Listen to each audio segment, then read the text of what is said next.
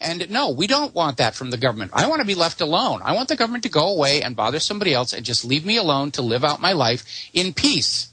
And we can't seem to get that. Government seems to view it as its holy mission, handed down from whatever gods are up there in the sky or under the ground, that they're supposed to always expand and manage more and more of your life. And that is really the danger.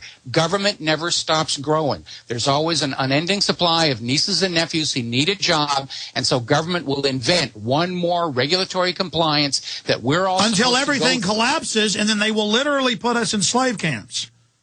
Absolutely. I was watching a show about Russia last night where the serf system was literally created by imperial decree to counter the fact that peasants were starting to leave the lands held by the nobles and go to cities, try and find jobs, and try and improve their life. How dare the serfs improve their lives? We're going to lock them on the land. They become the property of the nobility, and that created the serf system in Russia, which, of course, ultimately led to the communist revolution. And by the way, and the bankers knew the serfs were going to rebel, so they created a false vow. That's all been declassified and admitted as well, that Bank of England, J.P. Morgan Chase, Goldman Sachs, same companies all funded the Bolsheviks.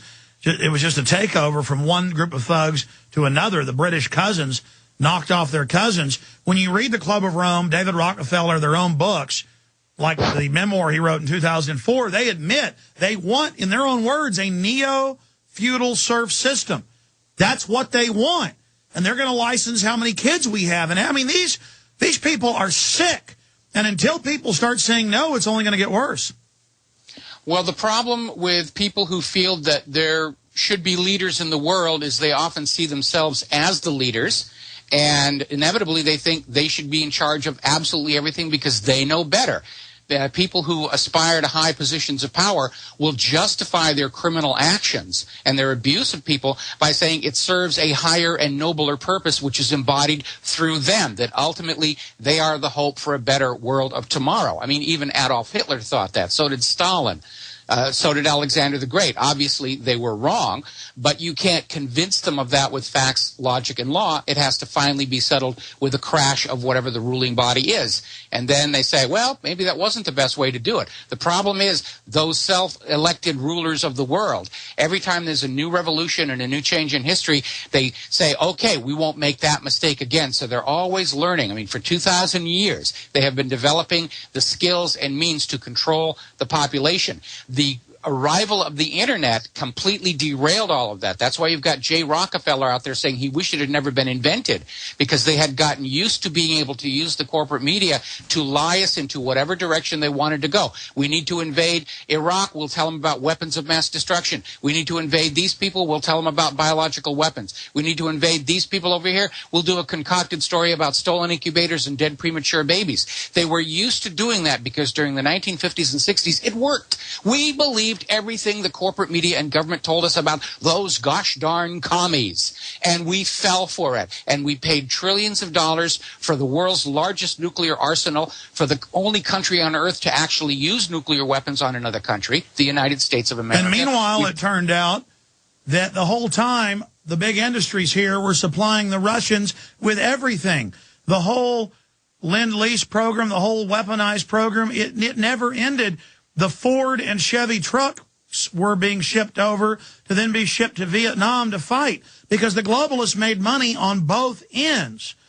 And the sooner we realize that paradigm, the better it'll be for all of us. I want to go to some calls because I want to spend some time getting into the whole 9/11 hit piece last night because I take it, Mike, you saw the whole thing? I saw part of it. I kind of got sick of it partway through and changed channels. Yeah, I couldn't watch it. I mean, I literally saw him shoot a missile into a chicken coop.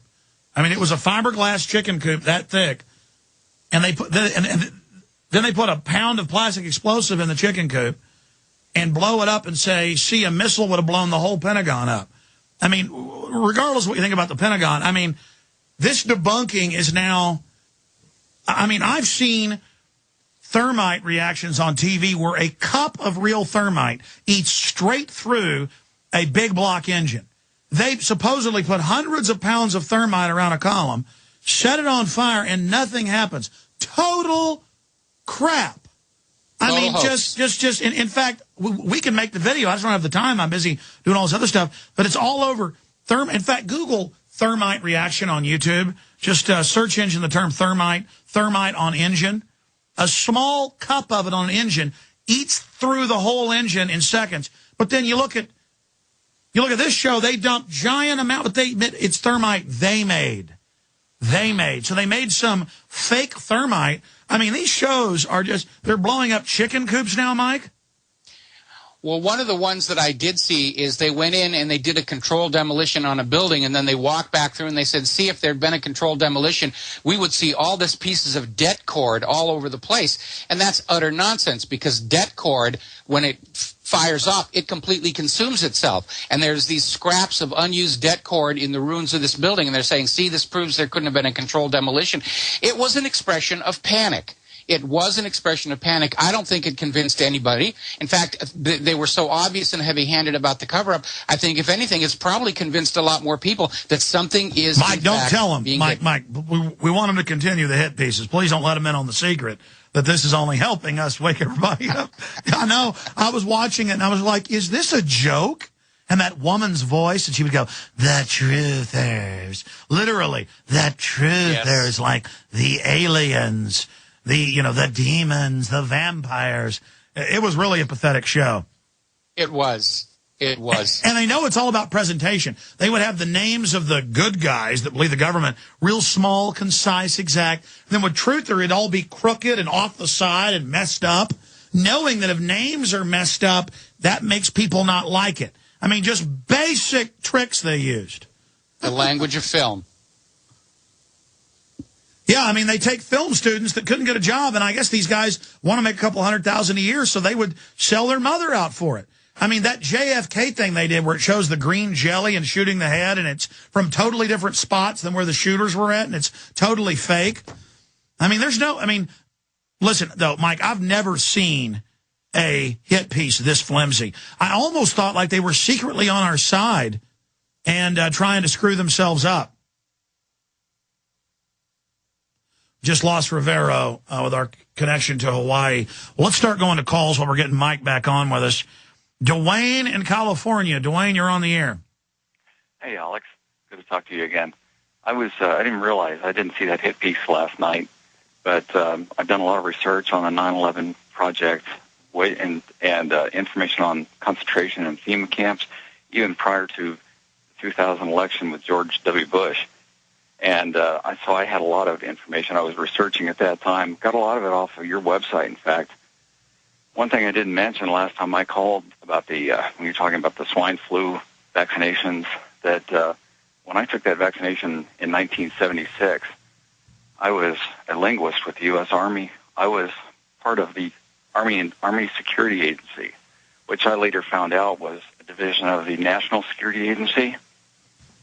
So that was kind of an eye-opener. And in addition, I have seen a lot of things on your website and other places that have opened my eyes to so much that the government is trying to blind us to, or make us believers of, that it's all a false paradigm. So, I live listening to Mike Rivero, and I agree with a lot that he said. Stephen Jones, in particular, I was watching some of his information, from your website about the 9/11 attacks and how the thermite reaction brought down the Twin Towers, because I never believed that it could fall straight down like that unless there was some sort of thermite reaction. Well, I mean, here's an example. Here's the Progressive. The AP also reported it. The Pentagon wants authority to post almost 400,000 military personnel in the U.S. for emergencies and homeland security. The DHS own internal reports that we released say that their main battle force is designed and is set up to engage the American people in combat operations and for civil unrest. And then they try to run around and deny that this even exists or is real. Let's bring Mike Rivero back up, who's with us. Mike, I mean, how long is this going to work? It's kind of like all these big Soros, Rockefeller Foundation groups Media Matters and others are saying, I'm a liar. There's no plan for national compulsory service when he's given speeches, the president, his chief of staff, and they've introduced the bills. I mean, how long can they just bald-faced lie and get away with it, Mike? Well, that's a two-part question. They're going to go on lying because they don't know other way to operate right now. They've been doing it for so long. How long can they get away with it? I don't think they're getting away with it right now. I mean, that's certainly the sense I get from the people who write into my website, who listen to your show. I think most Americans do know they're being lied to on a pretty much continuing basis. I think most Americans have come to understand we're the most lied to people on the face of the earth. I think the reason the government is in panic mode is they understand the lies don't work anymore. But they don't know what to do. They can't start telling the truth. They've told way too many lies. Yeah, stay there. The lies. Stay there.